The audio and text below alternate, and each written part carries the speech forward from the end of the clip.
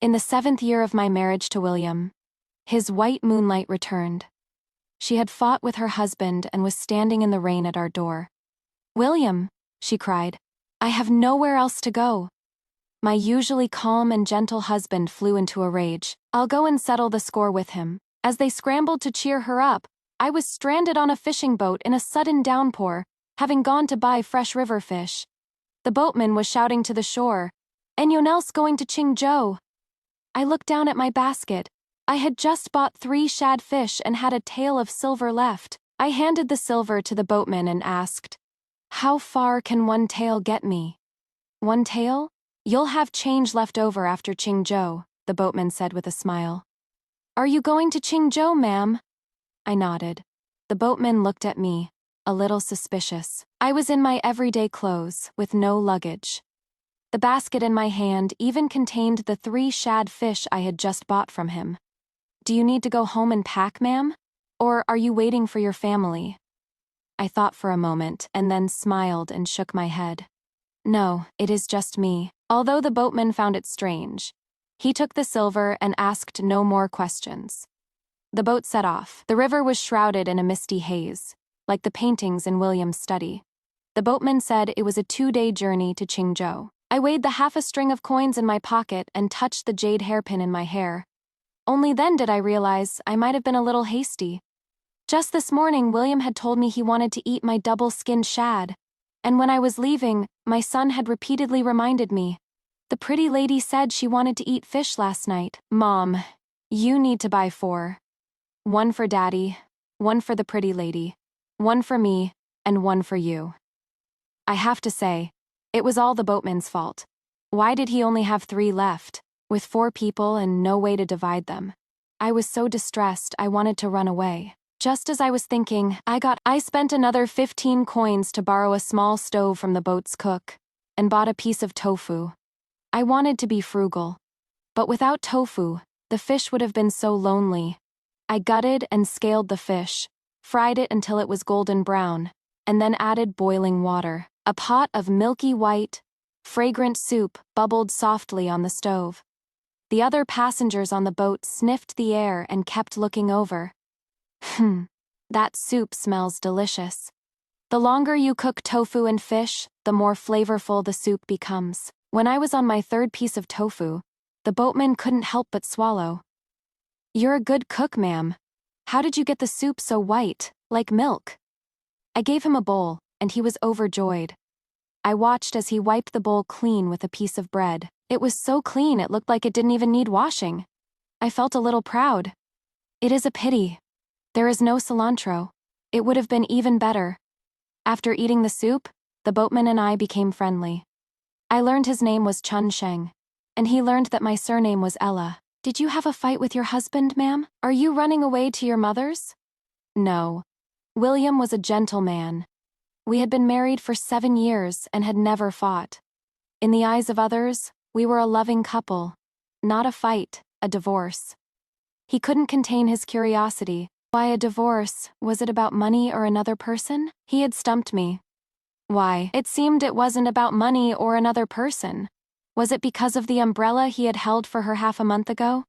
Was it because of the plain silver hairpin my son had given her last night? Or was it because of the 3 shad fish that had caused me so much trouble today? It seemed it was none of those. "Oh," I remembered. "Because of a bowl of noodles," I said, holding the fish soup, and nodded with certainty. The noodles were salty, and it made me feel that life was meaningless. Just because of a bowl of noodles? Yes, just because of a bowl of birthday noodles. Half a month ago, a young woman had come to our door. She had been crying and knocking in the fine rain, like a pear blossom beaten by the rain. "William, I really don't know what to do." He wasn't home. He was at the clinic, seeing patients. He was a very responsible doctor. If he was seeing a patient, he wouldn't just leave. Sometimes he would even forget the meals I sent him. And I was sick, and had been coughing for 3 days. I had silver needles in my hand, and a patient was teasing him with a wink. "With a divine doctor like you, can your wife still get sick?" He just gave a bitter smile. "My wife is playful." She caught a cold yesterday while flying a kite with Leo. Outside, Leo came running in and hugged his leg. Daddy, there is a beautiful fairy-like lady at the door looking for you. She said her name is Amelia. Hearing that name, he froze, and the needle almost pricked his own hand. Leo, in a hurry, pulled him, and father and son stumbled out of the clinic, leaving me alone with a handful of needles in an awkward position. In less than the time it takes to drink a cup of tea, he came running back with an umbrella. It wasn't that he remembered the needles in my hand. It was that he realized the house key was still with me. I'm sorry, Ella. I was in a hurry. He was in a hurry, but he still hadn't forgotten to grab an umbrella for her. Being good to her had become a habit for him. I'm sorry to trouble you, William, she said, wiping the corner of her eye. I had a fight with my husband. If it weren't for you, I really don't know where I would go. She had run away from home a few days ago after a fight with her husband. It is a good thing you came here. You didn't even know you were pregnant. He, who was usually so soft-spoken, for the first time his tone was even heavy.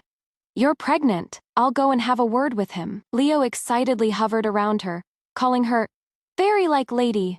Fairy-like lady. Your clothes are so pretty, and you smell so good. She stroked his head and looked at him in surprise. Oh, they're identical. There are two of you. Leo was even happier. Then when I grow up, I'll marry you. She was amused and couldn't help but glance at him. He really is your son. Even his taste is like yours. She was smiling. He, feeling the old pain in his heart, pretended to go outside and said to me, she is pregnant. Her diet needs to be light. Fish and shrimp are best. Don't use yellow wine when you cook. I wasn't very happy, but I couldn't say why. Then how long will she be staying? A doctor's duty is to be benevolent. She is pregnant. How can you turn her away? I pouted, thinking that I wasn't a doctor. Seeing my unhappiness, he sighed, stroked my head, and said gently, you go and cook. I'll go to his estate tomorrow and have a word with him, okay? Fearing I was still unhappy, he added, your birthday is in half a month. The three of us will have a good celebration. Leo has a surprise for you. Through the window, I saw the chubby little Leo and couldn't help but smile. That is his New Year's money. He said he was saving it to get married. Did you trick him into it? What do you mean, trick? It is his filial duty to his mother. Don't ask what it is. I promised to keep it a secret. I pursed my lips and suppressed the sweetness in my heart. I won't ask, because I had already seen it. The silver hairpin he had hidden under his pillow. Her husband was not at the estate. His family said he had been summoned to the capital. The journey was long, and it was uncertain what His Majesty wanted him for. It would be at least half a month. Ella, just wait another half a month, okay? I don't know why I disliked her. Even though she smiled so sweetly when she called me sister. Even though I loved to be praised for my cooking. Her praise made me unhappy. Sister? You are a really good cook. No wonder you can hold his heart so tightly. But besides me, both he and my son liked her very much. My usually most obedient son, for the first time, pushed his bowl away. The rice spilled and the soup dripped down the side of the table. I can't eat. I want to go to the street with my sister and buy some cakes. I couldn't stand to see him waste food, so I scolded him a little. He wiped his eyes, not yet admitting his mistake. She came over to mediate. Sister, children are greedy at this age. They can't always eat proper meals. He wiped his tears and looked at me with hatred. Why are you my mother? Why isn't my mother the fairy-like lady? His words made him, who was outside the door, also freeze. He lowered his eyes, dejected. My heart felt as if a piece had been ripped out. When I was pregnant with him, it had been very difficult. The baby was in the wrong position, and I was in labor for a whole day and night before he was born. Every time he was naughty, he would tell him how much I had suffered to give birth to him. He would quickly cover his mouth and point to his own heart. Daddy, don't say it. Mommy is in pain, and I'm in pain here too. The next day was my birthday. I cooked a table full of his favorite dishes and bought the cakes my son wanted. By the time it got dark, and the food in the kitchen had been reheated for the third time, he returned with my son. I saw the silver hairpin he was supposed to give me, in her hair. When he saw my gaze fall on the hairpin, he suddenly remembered that it was my birthday. He quickly explained that because she was in a bad mood, they had spent the whole day with her, and the hairpin was just something my son had given her to play with, not a gift. She stroked his head. Leo, my good boy, give the hairpin to your mother, okay? He hid behind her. His mouth turned down, and he started to wail. Why should I give it to her? It doesn't look as good on her as it does on the fairy-like lady. He pulled a long face and scolded him. She, on the other hand, protected the child like a loving mother. I don't know why. I felt like I had become a very bad and superfluous person. The food in the kitchen was cold again. I had no appetite, no desire to reheat it. I made myself a bowl of noodles. Maybe I was crying too much and added too much salt.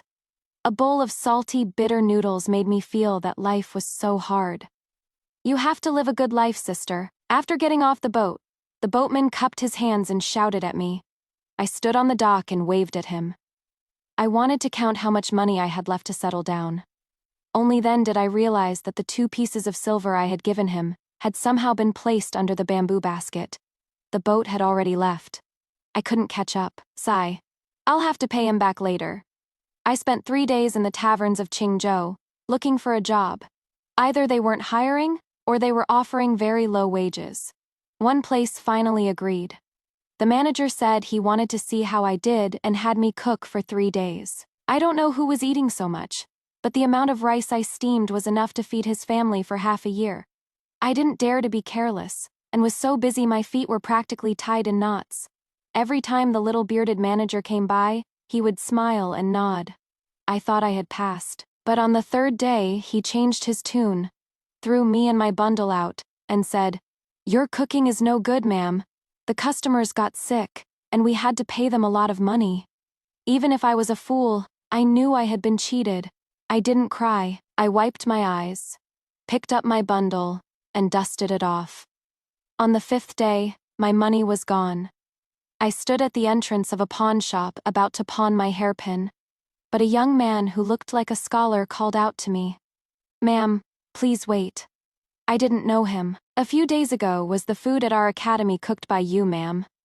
"No, a few days ago I was cooking at the Cloud Guest Tavern. I didn't cook for any academy." "That is it.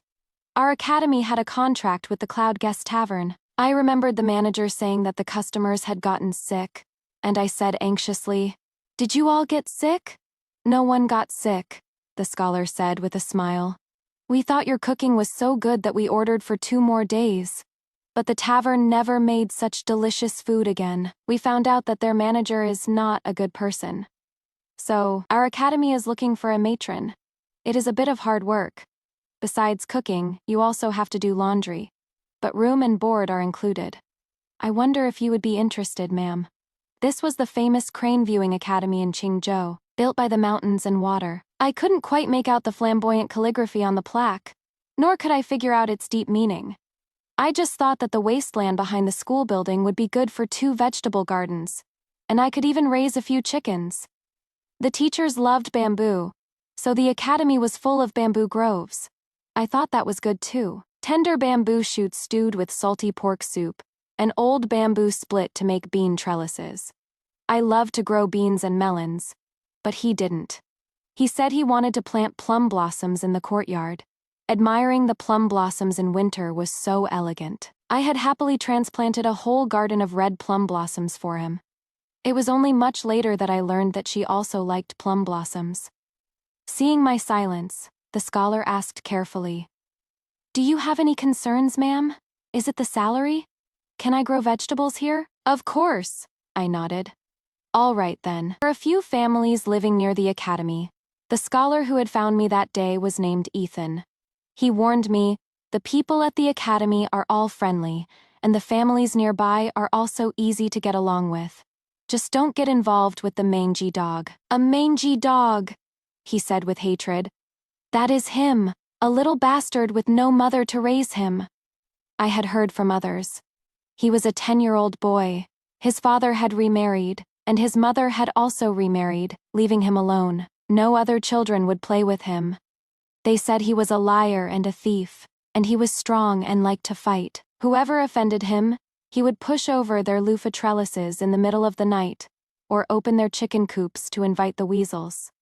The children hated him, and that was one thing. Logically, a 20-year-old like him would not have a feud with a 10-year-old. But 2 years ago, he had set a trap to catch a wild rabbit, and he had fallen and broken his leg, missing the exam. And the exam question was on his best subject history. From then on, he had hated him. When he tried to beat him, he would just lie on the ground like a little rogue. He is hitting me. He is hitting me. A grown-up is hitting a child. A teacher is hitting a good person. He couldn't swallow this insult, so he bought candy for the other children and had them beat him up. After he was beaten, he would roll around in the mud like a mangy dog. It doesn't hurt. It doesn't hurt at all. Shameless and thick-skinned. No one at the academy could handle him. He was at his wit's end and had to admit defeat. But I didn't provoke him. It was him who provoked me. He stole my rooster and roasted it in the back mountain. The chicken leg was too hot and fell on the ground. He didn't even care that it was dirty, just dusted it off and stuffed it in his mouth. When he swallowed, it pulled at a wound, and he winced. But it didn't stop him from devouring it. He ate with such focus that he didn't notice me standing behind him. I patted his shoulder. That is not the right way to cook a rooster. He was so startled he choked and started coughing violently. I patted his back. A rooster should be stewed with mushrooms or fried and used as a noodle topping. 2 bowls of chicken soup. One for him, one for me.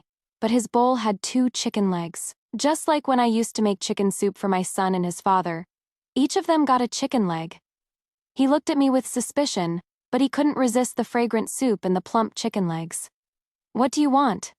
I just wanted to tell you that a rooster is best for soup. Is there poison in the soup? You think I'm afraid to eat it? He held the bowl with a look of defiance. I saw his eyes widen at the first bite. He ate so messily. I suspected he was about to swallow his own tongue. I couldn't help but sigh. No wonder they say, a growing boy will eat you out of house and home. After the 3rd bowl of chicken soup, even his eyes were clear. If you're hungry in the future, don't steal. You can come over for a meal. He wiped his mouth with his sleeve, which was so dirty you couldn't tell its original color. He was about to say something, but when he saw him come in, he didn't even say thank you, just put down the bowl and ran. He spat at his back. Don't be soft-hearted, ma'am. He is an ungrateful little wolf. It wasn't that I was soft-hearted. I just felt that a child who treasured food couldn't be all that bad. But the next day, the bean trellis I had set up behind the school building had collapsed. He brought a group of people over as witnesses. He stood there, at a loss, by the fallen trellis. Before I could speak, he gave him a hard shove, and he ran away. That little bastard. You were so good to him, and he comes and ruins your yard. I thought for a moment. It was windy last night, and it rained a lot. Maybe I didn't set it up properly. That night, a furtive shadow was squatting outside the courtyard. I warmed up yesterday's chicken soup. The aroma drifted out, and the shadow couldn't stay still. I didn't push the trellis. I was listening to the wind last night and thought it might be blown over. I came to check on it. If you can say it, why did you run? He lowered his head, and his voice was even tinged with a sob. I didn't want to run, but I was afraid you would scold me before you even asked. Then in the future, if something happens, I'll ask you first. Okay. He didn't speak. He picked up the bowl and drank, the bowl hiding his face, and he wouldn't put it down. I just laughed at him. Rooster mixed with tears is not good either. It will be salty. In a flash, it was summer. The cicadas in the back garden were quiet, and the courtyard was filled with a cool shade. The teachers were on a study trip and had gone far away. Today, I had some free time, so I took the students' clothes and bedding out to wash and dry. I don't want to study. I'm stupid, he said, helping me set up the clothesline and shaking his head. And everyone at the academy hates me. I hate them too. He was 3 years older than my son. My son could already recite the 1,000-character classic and could do some simple arithmetic, but he didn't know anything. He didn't even know a few characters. I thought about saving up for half a year to send him to school. If you don't know how to read and you don't have a way to make a living, what will you do if someone bullies you in the future? If someone bullies me, I'll have my mother to back me up. By then, I'll be old. What will you do then? This made him sad. He clung to my sleeve. My mother is not old. She will never be old. All right, I'm not old. I'll always be with you. I knelt down and wiped his tears, but I heard someone call me from behind, his voice filled with an incredulous joy. Ella, the wind blew the clothes in the courtyard, making them billow like sails on the water. A hazy image. I stood up and saw him holding my son's hand, standing behind the sails, as if across a river. Is that you, Ella? He must have been tired from taking care of a pregnant woman. He had lost a lot of weight. He didn't dare to come forward. He just stared at me, his eyes red. It was my son who let go of his hand and called out, "Mommy," about to run into my arms and be spoiled as usual. But he was given a hard shove. He clutched my arm protectively, like a little tiger guarding its food. "Who are you? Why are you calling my mother Mommy?" He was surprised, but seeing that he was taller than my son, his suspicions were halved. Of course, I wouldn't be so conceited as to think that he had traveled all this way just to find me. I suddenly understood. I stood on my toes and looked behind him. "Are you here because she is also here?" Seeing me ask so carefully, his eyes were filled with bitterness. It wasn't that I was being careful. When I was with him before, I had also been conceited. I thought it was love at first sight. That is why he had saved me when a customer had said my food was poisoned. I thought he was a slow and gentle person, and that the reason he had said he wanted to marry me after getting drunk 7 years ago was because he was using the alcohol to give him courage. I didn't know that she had also eaten my food that day, and he was just worried about her. I didn't know that he was just drinking to drown his sorrows that day, and that he had said he wanted to marry me because he was jealous of her and her husband. That is why on our wedding night, when she was sick and came to find him, I had stood with my hands on my hips, being spoiled. "If you go, William, I'll ignore you." He couldn't not go, just like I couldn't ignore him. I had scolded him all day, but the next day, I still hid a chicken leg under the rice I sent to the clinic. I wanted him to eat a whole bowl of plain rice before he got to the good part. I was being conceited again. He didn't touch the rice, because she was sick, and he was so worried he couldn't eat. She didn't come. "I came to find you." His voice was hoarse. "Ella, don't be angry. Come home with me. Just to find me." I thought for a moment. I couldn't be so arrogant. I gave a difficult smile, my voice bitter. "If I go back, William, what about her? From now on, it will just be you, me, and our son. There will be no her. I swear it will never happen again." I didn't dare to believe him. When I left, the spring rain was still pouring down on the dock now. 3 months had passed, and the summer trees in Qingzhou were lush. It had taken him a whole spring to realize I was gone. But there is spring every year. And every year, the spring rain would remind me that I had once been forgotten in that downpour. Seeing my distance, he anxiously reached for my hand. He said it wasn't what I thought. I had been gone for 3 days, and he had been frantically asking about my whereabouts. "I saw that lady, the one named Ella. She even bought fish from me." The boatman, with a reed in his mouth, pointed north, and gave a direction that was the complete opposite of Qingzhou. "That lady went to Su City." He and my son had hurried north. They had spent 2 months in Su City, looking for me. They had only found Qingzhou because they had heard a scholar in a tavern talking about a cook at his academy, who was so good that he couldn't eat anything else after he left. All he could think about was the food at the academy. "You disappeared, and I heard you were bullied." I was so anxious and angry. My heart ached so much. Only then did I realize how much I cared. I was gone, and only then did he realize his own heart. But I didn't dare to believe him anymore. "Do you know why I left, William?" "Because of her." "No, because you and my son made me sad."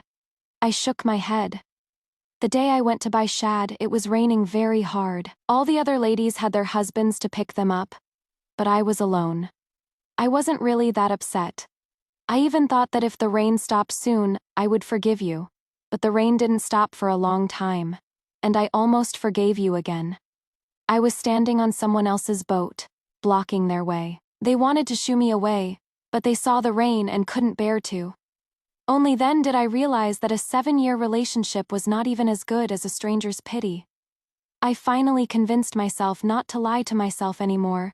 After 7 years of marriage, you never actually loved me. The things that had kept me up at night, that had made me cry until my pillow was wet.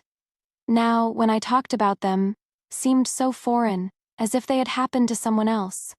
I looked at him, and slowly pulled my hand from his. Later, when I came to Qingzhou, I was also bullied. But no matter how hard it was, I never thought about going back. William, I don't want to eat another bowl of noodles mixed with tears. Mommy, do you not want me anymore? My son looked at me with teary eyes, wiping them away. He, having heard that my son was my biological child, no longer pushed him away, but just watched him with a wary eye. My son wiped his tears and pointed to his heart. Mommy, if you don't want me, it hurts here. Seeing my frown, he suddenly lay on the ground and clutched his heart, rolling around. Mommy, my head hurts too. I rushed to check his forehead. He made a face at my son. My son looked at this older brother, who was even taller than him, and couldn't believe that he was even more of a rogue than he was. Ella, don't be angry. Come home with me. Okay. I shook my head and pulled him back into the house. No need. This is the home I have made for myself. Only then did he realize that there were bean trellises in the courtyard, with purple pods hanging from the green leaves. Dried bamboo shoots and tofu were drying under the window.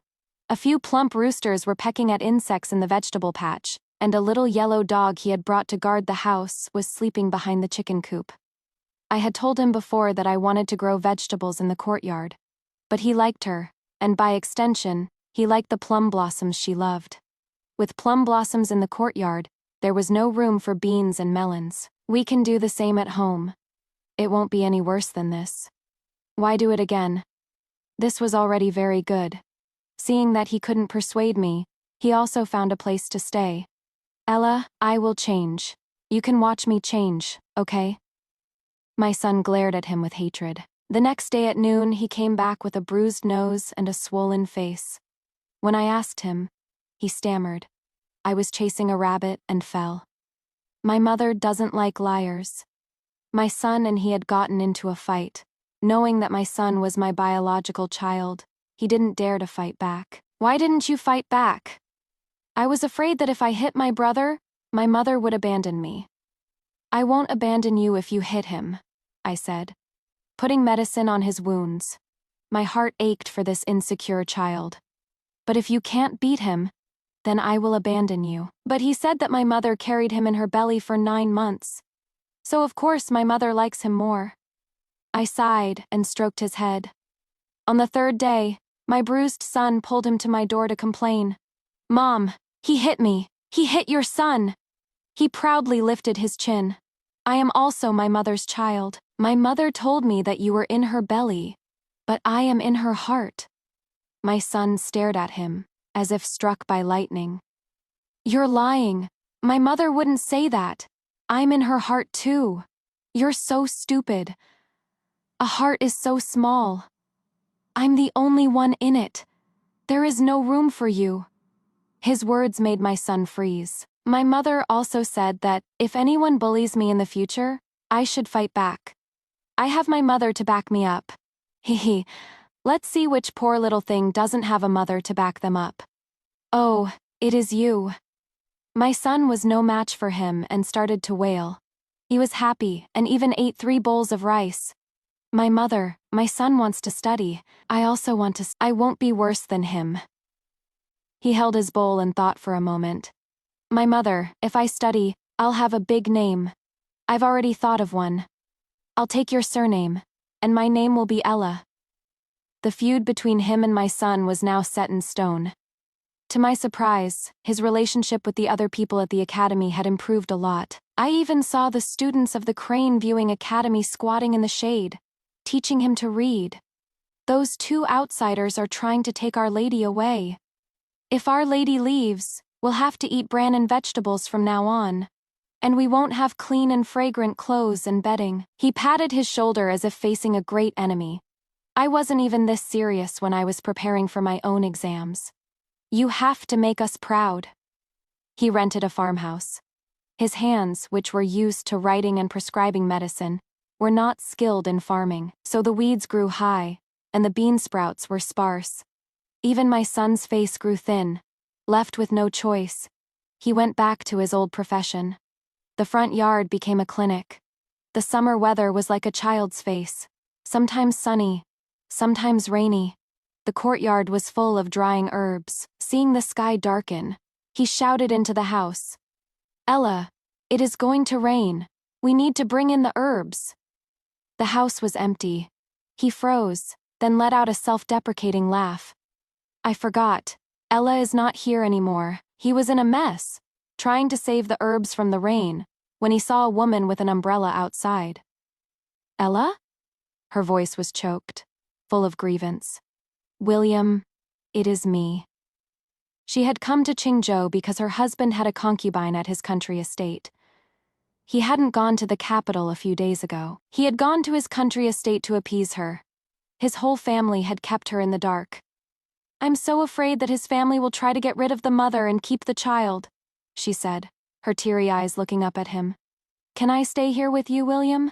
For some reason, he didn't hear her words. He was looking at the rain outside and thinking, I wonder if Ella brought an umbrella. The last time she had gone to buy fish, she had also been caught in this rain. So he, in the rain, with an umbrella in his arms, went to the academy, and saw me sharing an umbrella with a teacher, standing under the veranda, saying goodbye. The teacher was thanking me, saying that the rain was so heavy. It was a good thing I had had the foresight to bring an umbrella. "Ella." I turned and saw him, standing in the rain. The umbrella was like a piece of driftwood in the water, and he was holding it tightly. "What are you doing here?" The rain was pouring down. He was a pitiful mess, but his eyes were full of hope, and they were bright. "It is raining so hard. I was afraid you'd get wet." I shook my head. "I will always remember to bring an umbrella in the future. You don't have to bring one for me anymore." I saw the light in his eyes extinguish, as if doused by the rain. And for a moment, they were dim. I sighed. "Don't stand in the rain, you'll get sick." He was like a child who had just gotten candy, and for a moment, he was overjoyed. "Ella, you're still worried about me." I didn't know how to answer him and just turned and walked into the rain. He was caught in a downpour and got sick. My son was crying so hard he was almost vomiting, begging me to go and see him. When I went, I saw her, pregnant, sitting by the bed, so worried she was about to cry. He was delirious with fever and just whispered, "I'm sorry." She sat by the bed looking at me with hostility. "William is such a good person. How could you let him stand in the rain? I'm here. He doesn't need you. If someone was there, he probably wouldn't die alone." I put down the porridge and was about to leave. He struggled to get up from the bed and hugged me tightly from behind. His body was burning hot, but the tears that fell on my neck were cold. His arms were tight, but his voice was a low, pleading whisper. "Ella, don't go, please stay with me. I just want you to be with me. I don't want anyone else." I was going to send her away, but I was so sick, and she came back. "I don't want her. I just want my Ella." She looked at him in disbelief, and tears rolled down her cheeks. "William, what are you saying? You don't care about me anymore." He didn't even look at her. My son chimed in. "Auntie, my dad has already written to her family. They said they will come and get you tomorrow." She shot up, crying. "I'm not going back. I don't want to go back. Her family has that bitch between us. Her family is on her side. She will take my child. She will take my husband." After saying this, she herself was stunned. "But it is different with me and him. We were childhood sweethearts. He even said he would marry me. That was when we were children. Let's not have any contact in the future, and don't call me William anymore." He was trying to sever all ties with her. "Do you still take the words of a 6-year-old seriously?" She stood there, her face filled with embarrassment and awkwardness. She looked at me for a long time and finally remembered his years of unresolved feelings. Then if I divorce my husband William. I was blind before. I didn't know how good you were in the future. We too. He looked at her coldly. Please have some self-respect, miss. In this life, I will only have one wife, Ella. Her face turned red, and she was speechless. The rain was pouring down outside. She ran out, crying. He anxiously reached for my hand. Ella, I will never make you sad again. That is between you and her. It has nothing to do with me. He was severing his ties with her to give his own life a long overdue explanation. He was William. He couldn't be someone's William for the rest of his life. Someone's second choice. He had taken this step, breaking free from a toxic, addictive relationship. He had done what he should have done. It was not worth my being moved. When I went back, he didn't understand and carefully tugged on my sleeve. Is my mother still angry with him? I knelt down and stroked his head. My mother is not angry, but you must remember, if you are sad for someone for too long, the spring vegetables will not wait for you, and the summer melons will not wait for you. It is a pity to miss good food when it is in season. But fruits and vegetables are fine. You can buy them again next year, but if you miss a person, you can never go back. He moved closer to me in fear. I will never be able to eat good food. I don't want to be that kind of person. From the teachers to the students, everyone at the Crane Viewing Academy said that he was wary of everyone around me. Ethan rolled his eyes and said that he had lost his own treasure and saw a thief in everyone. Besides, who wouldn't like me? She was gentle, easy to talk to, and a great cook. If someone owed her for sewing or washing, she didn't hold a grudge. Seeing him so insecure, I just found it funny. Not everyone is like them, living a messy life and always making others their second choice. The entrance exam was over. My son was triumphant. That night, he came back like a defeated rooster, his head bowed. He looked even shorter than my son. My son had gotten good grades and proudly lifted his chin, waiting for my praise. Mommy, I got first place. The teacher kept praising me. He was almost crying. Mom, I'm useless. I didn't pass. Did you eat a good lunch today? He choked. I did. But I was in a bad mood, so I only ate 2 chicken legs. I stroked his head. That is enough now. Wipe your tears and come and eat. My son looked at me in disbelief. Mommy, are you crazy? I'm better than him. I'm smarter than him, even the teacher praised me. My son, love is not like that. Love is not about comparison and weighing. Love is beyond comparison and weighing. I know I am not as beautiful as her, and I know I am not as good at pleasing people as she is. My son, I never asked you to lie and say that the silver hairpin looked better on me than on her. From the very beginning, you should not have compared me with her. He was not good at studying, but the teacher said that he was strong and well-built and could practice martial arts. I thought about it and thought it was a good idea. In the future, he could be a security guard and support himself, or he could go to the battlefield and make a name for himself. But to practice martial arts, he couldn't stay at the Crane Viewing Academy. He had to go to SU City. I packed my bags and took the letter of recommendation from the headmaster of the academy. The headmaster smiled. In the past, there was Mencius's mother. Now, there is Ella's mother. He was crying. He knelt on the ground and kowtowed 3 times. My mother has given me a new life. If it weren't for her, I would have rotted in the mud. The day of our departure, the late autumn rain was annoying, drizzling down. The boatman on the shore had a crisp voice. Anyone else going to Sioux City? He was the last to know I was leaving. He and my son hurried to the dock, but the boat seemed to be playing a trick on him. When the people from the academy were saying goodbye to me, the boat wouldn't leave. But the moment he arrived, it lightly pushed off. A river separated us, a chasm that could not be crossed. He had not made it. He just called out to me from a distance. Ella, I didn't know what to say to them, and I was at a loss. But the boatman saw my hesitation and lifted his straw hat. It was a familiar face. Lady, once you're on the boat, you don't look back. I understood the deep meaning of his words and smiled with relief. I asked him, Are 2 taels of silver enough for me and this child to get to SU City? You're joking, ma'am. You'll have change left over. William's side story: the first time I saw her was at a tavern. A rogue customer was holding her, not letting her go, insisting that he felt sick after eating her food. He wanted her to have a drink with him before he would let her go. The manager didn't even side with her and just pushed her out. It is just a drink. What are you crying for? She had also eaten her food, and I was worried. I used a silver needle to test the rogue customer for poison, and took his pulse. The customer didn't believe me, so I threatened him in a low voice. You're fine now, but if this needle goes an inch deeper, it won't be so good. And then he silently wiped his sword. The customer, being sensible, ran away. It is all right now, miss, he said, extending a hand to her, who was hiding under the table. Don't be afraid. She clapped her hands, looking at him with admiration. You're so amazing, brother. You scared him away with just one look. My heart ached. It was always like this. No matter what I did, in her eyes, he was the hero. We had grown up together, but he was always the most outstanding one in the crowd. I was not as good as him in martial arts or academics, so her eyes would never fall on me.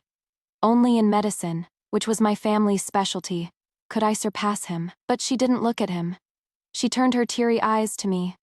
Thank you. This was the first time that, with him present, I had been seen. From then on, we knew each other. No matter what I did, in her eyes, there was only him. But I didn't have to do anything, and in her eyes, there was only me. When I was down and out, I would always go to find her. But she didn't know she thought I was just coming to see her.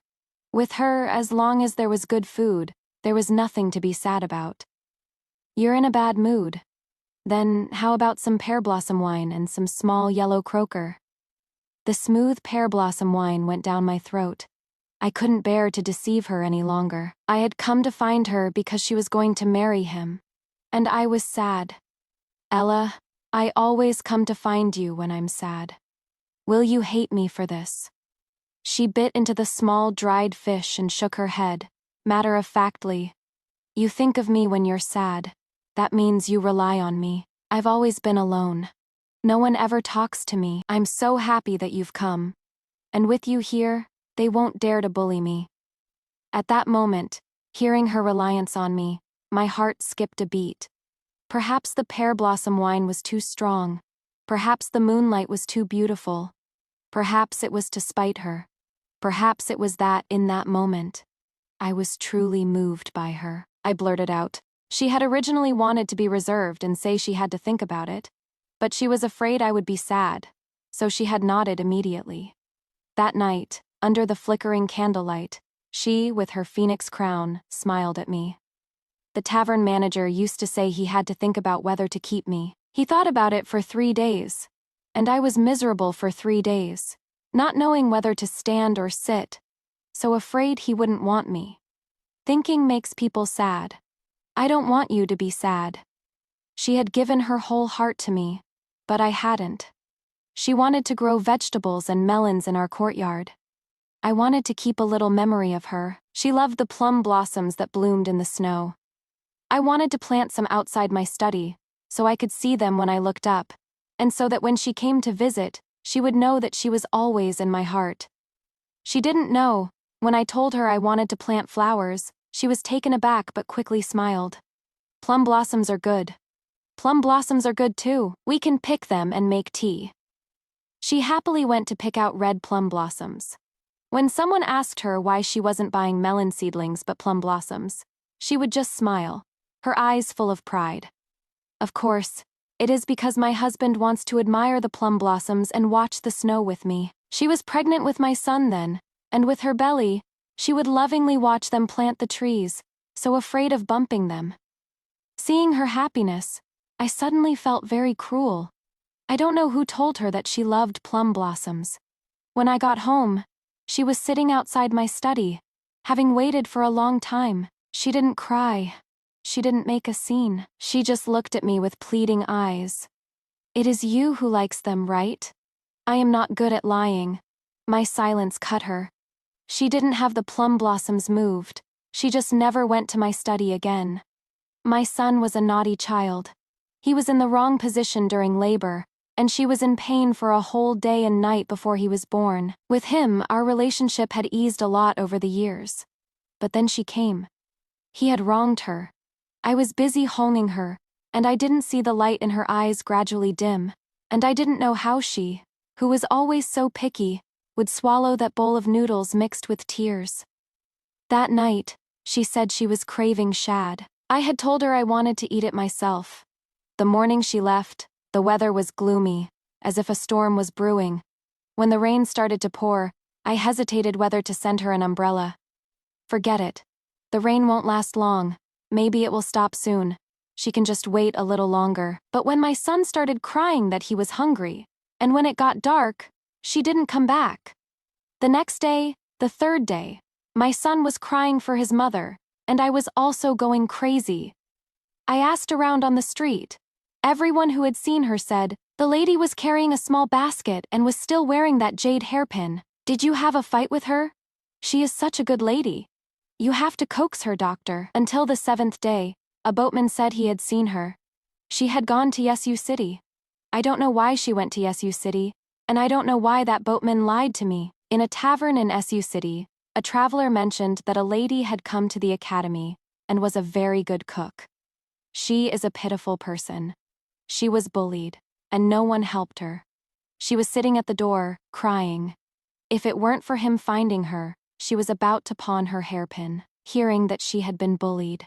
My heart ached. This feeling of heartache was completely different from the day she had come to me, crying. When I arrived at the Crane Viewing Academy, a figure was drying clothes in the courtyard. The wind blew the clothes, making them billow like sails on the water, a hazy image. The joy of finding her after she was lost made me choke up. Seeing me, she was taken aback and instinctively took a step back. Then she carefully looked behind me. Are you here because she is also here? I can't blame her for being wary. I had hurt her too deeply. It will never happen again. It will just be the three of us. But she didn't want me. And she didn't want my son either. Now that I think about it, it is my fault that in these 7 years, I never once thought of shielding her from the rain. So she learned to hold her own umbrella. After all, such an insecure relationship is too torturous. Even on a sunny spring day, you have to be wary of a sudden downpour. She had told everyone she was leaving, except for me and my son. Once again, I was a step too late and couldn't grab her sleeve. I will go to Yesu City with my son to find you. I will do my best to make it up to you. The autumn rain drizzled down. The figure was faint. This regret came 7 years too late. I wonder if she could hear.